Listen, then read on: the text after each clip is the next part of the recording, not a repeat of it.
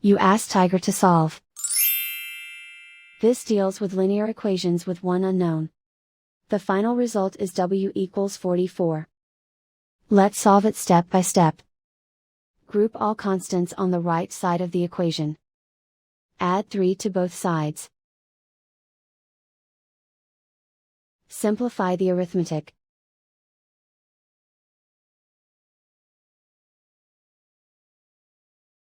Isolate the W. Multiply both sides by 11. Group like terms. Multiply the coefficients.